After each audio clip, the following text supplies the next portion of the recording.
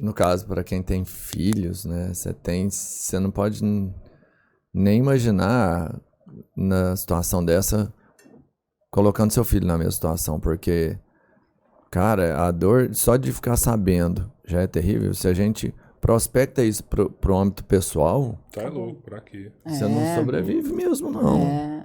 Tem que ter um distanciamento. Isso é difícil ter, né?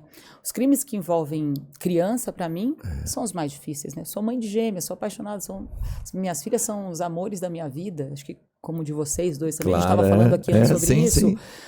Quando envolve criança, pra mim É a maior vítima, né? porque é indefeso, né? Ou de criança ou adolescente, né? Você chegou a fazer também de criança, né? Bernardo Boldrini, morto. Cara. Segundo a polícia, pelo pai, a madrasta e uma amiga. Será que o pai estava envolvido mesmo nesse caso? Não tem prova. Não tem, né? Não tem, e as duas, a amiga e a madrasta, negam do começo ao fim. Elas já mudaram a versão em algumas situações, mas esse ponto, elas não mudam. Ele não quis gravar comigo. Ele tá solto. Ele tá solto. Tá num semiaberto, trabalhando. Trabalha, médico, na mesma cidade ou mudou de cidade? Mudou, mas ele vai voltar para Três Passos. Não sei por quê. A cidade é isso aqui, ele não é de lá, vai voltar para Três Passos. Enquanto eu estava em Três Passos, a gente conversou com agentes imobiliários que ele estava procurando um consultório lá, porque na cabeça dele ele diz que, fonte muito próxima, ele que convive com ele, eu não devo nada, eu não matei meu filho, eu não tenho do que me esconder, então e lá ele era um médico muito respeitado, muito renomado. Diz que ele é um gênio da cirurgia geral. Ele era conhecido por, eles chamavam ele de salva-defunto, porque ele praticamente ressuscitava as pessoas, ele chegava numa condição e diz que ligava para ele 24 horas, ele ia. Qualquer hospital, ele atendia a região inteira, ele era um homem, não sei se ainda é, mas na época muito trabalhador, né? E diz que volta para lá. E a tá primeira namorando mulher dele? a Odilane. A Odilane, a investigação concluiu que ela, de fato... Realmente tirou a própria vida. Tirou a própria vida. Eu conversei com a babá do Bernardo, que era próxima a Odilane, e ela falou que, pelo que ela convivia dentro da casa ali, era perfeitamente normal que a Odilane pudesse ter tirado a própria vida, e não acha que foi o... Mas não tem uma motivação para ela? Ela era o que? Ela tinha depressão, tinha alguma depressão coisa? Ela já tinha... muito forte. E eles estavam num conflito no casamento. Os dois estavam... E ele tinha sinalizado que ia pedir a separação para ela. Acho que envolveu alguma traição de alguma coisa ali, no assunto pessoal dele. Sim. E aí ele tinha sinalizado e ela estava tentando que ele não se separasse.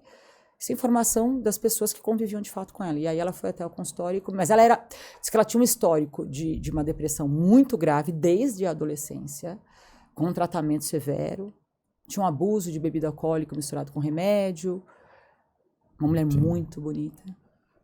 Que aqueles vídeos dele com o filho são muito estranhos, assim, né? Eu até pensei, tipo, talvez um transtorno de personalidade do pai, assim, ser um pai narcisista, né? É assustadora a história, assim, familiar. Ali, e ele né? mostra uma frieza, o pai, né?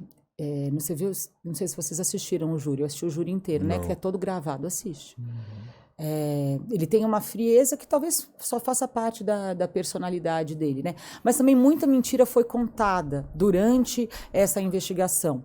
Por exemplo, a polícia afirma, e afirmou para mim agora, a polícia afirma que, imagina assim, pai, médico renomado da cidade, acusado, apontado como mandante da morte do filho, um menino amado na cidade, doce e gentil. Quem seria a executora? A nova esposa dele, a madraça do menino, com a ajuda de uma mulher. Resumindo, para quem não conhece o caso. Madraça Graciele e o pai, o Leandro. Quando eles são presos, eles são levados para a delegacia, porque a polícia já tinha certeza que a madraça tinha participação.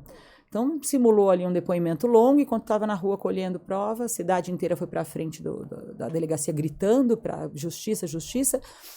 Quando ele está lá dentro, o que a delegada fala? Que quando ele recebeu voz de prisão e a madrasta, que ele, em vez de ir para cima da madrasta, fala: você matou meu filho, que é uma reação natural, que ele teria só dito assim: me prova que ele está morto. Qual a prova que você tem contra mim? Quero ver o corpo, ele já tinha dito antes. Aí, quando você vai ler o processo, que é aquilo que a gente estava conversando ontem, a gente só pode contar o que está no auto. O papel fala. Você vai ler o processo, tem uma testemunha da própria investigação que desmente a delegada. Ela fala, não, ele ficou transtornado, ele partiu para cima dela. Porque ele só entendeu, segundo a investigação, que era ela ali. Então tem muita mentira, e essas mentiras elas viram verdade.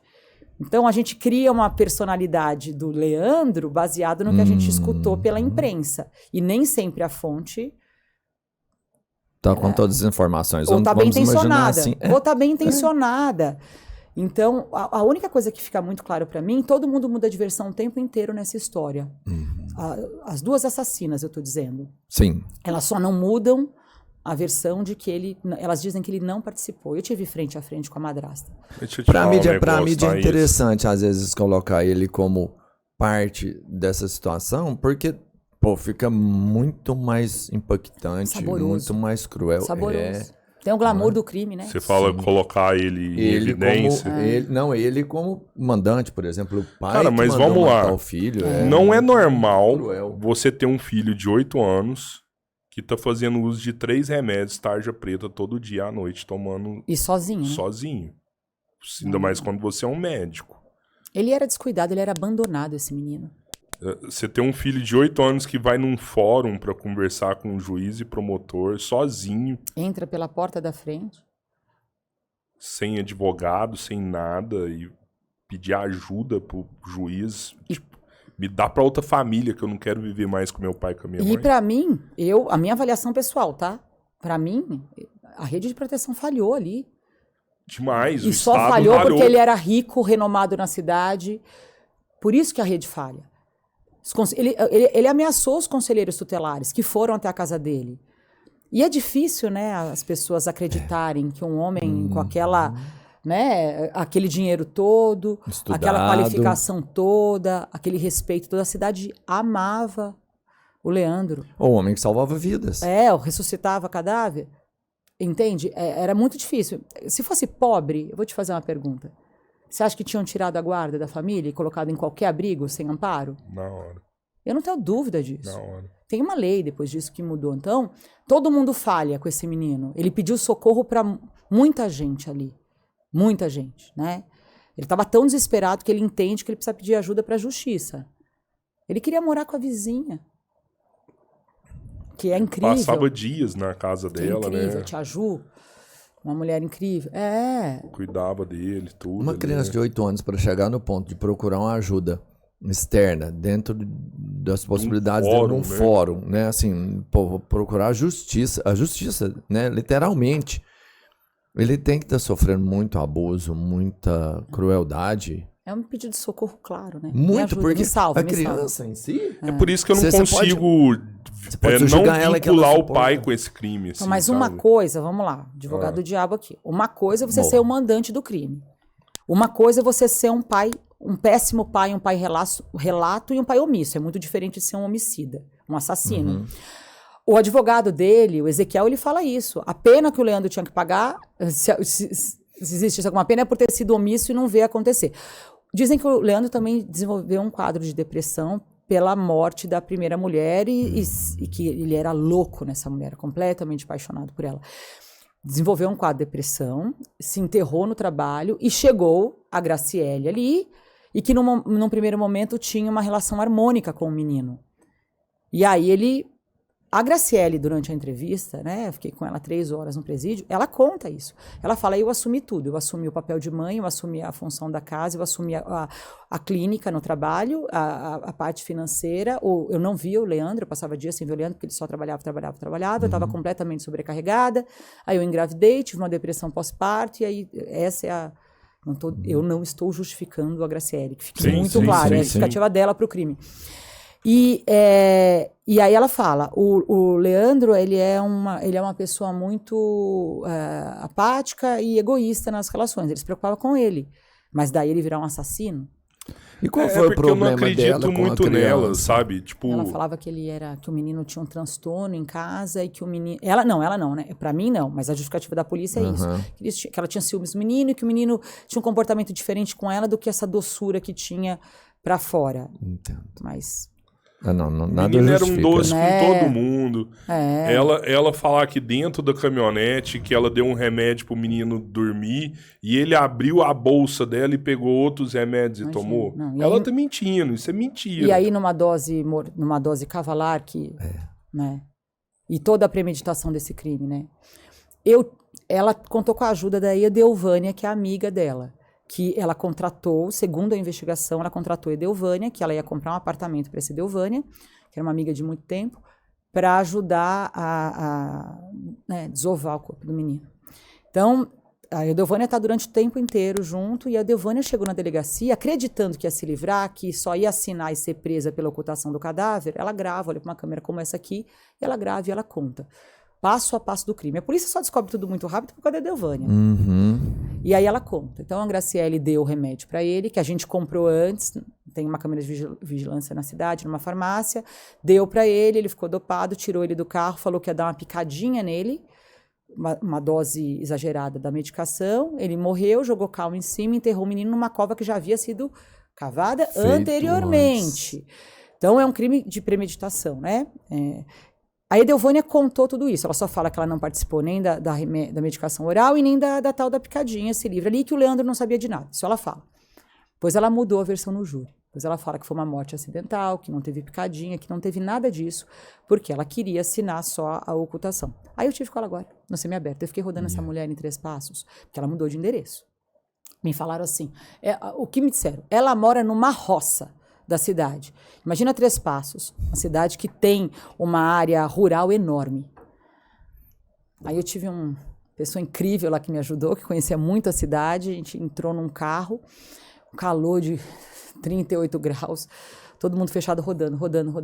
Assim, acho que a gente passou 4 horas naquele dia, procurando a esmo, assim, sabe, descampado. Edelvânia, ninguém sabia, e mandaram a gente numa direção de, bom, aquele dia acho que o universo falou, eu vou ajudar essa moça aqui, que ela tá trabalhando ela muito. Tá empenhada, né? Ela merece. E aí me disseram assim, ela mora, no local que ela mora, tem 2 casas juntas. Uma rosa, uma verde e uma azul, de madeira, aquelas casas.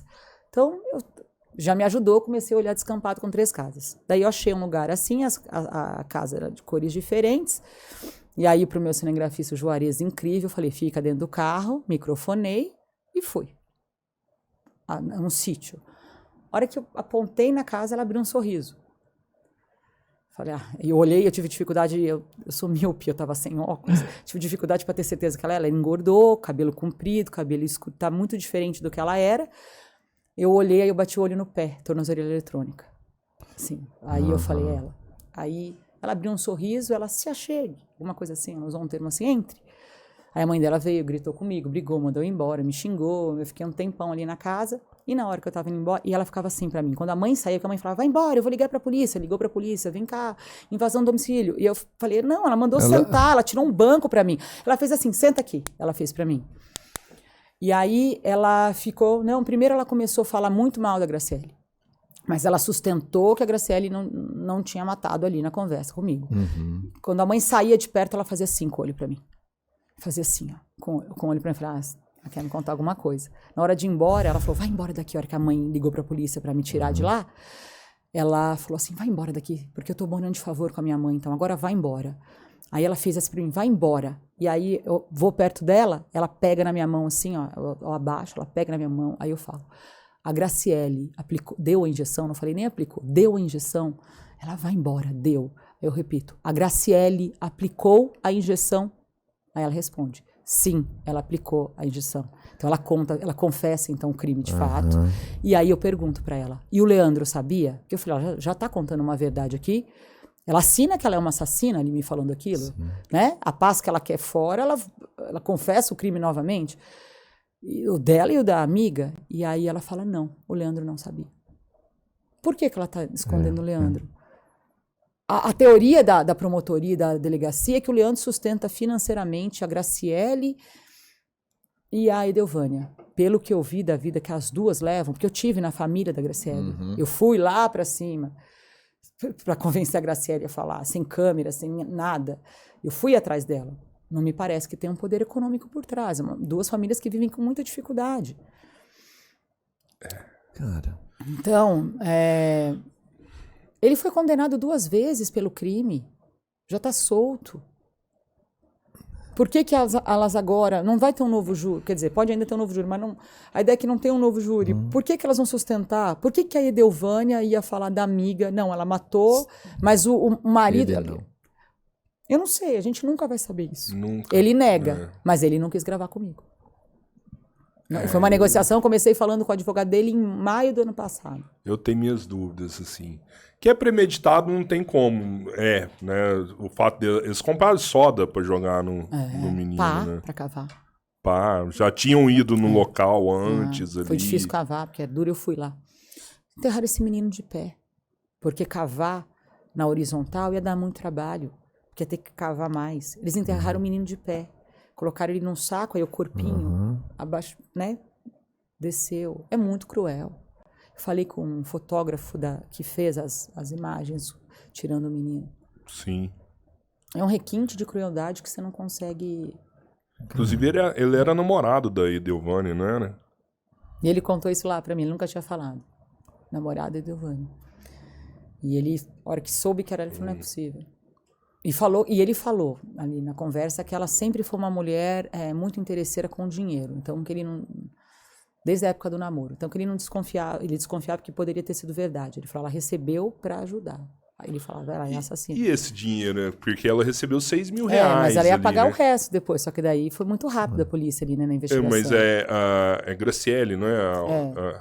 E ela tinha condições financeiras? Ela tomava conta de tudo. Do dinheiro da clínica inteira. O Leandro tinha muito dinheiro. O dinheiro passava na mão dela. Ela que tomava conta de tudo. Ele só trabalhava. O que falam na cidade é que o Leandro não era um cara que ligava para dinheiro, não tinha luxo, hábitos, nunca teve. Ele era trabalhador, ele era doido na profissão dele. E movimentava muito dinheiro. Ele fazia 3, 4 cirurgias por dia. É muita coisa. Aí você, né, tinha uma clínica de exames, uma clínica com máquinas que não tinha em nenhum lugar da região. Cirurgião geral? Ele e ele fazia de tudo. Então, e como que você atendia faz 3 cidades. 3 hospitais dessa cidade e atendia 3 cidades. Que ele não tinha sossego, ligavam para ele a todo momento, vem. E ele não negava trabalho.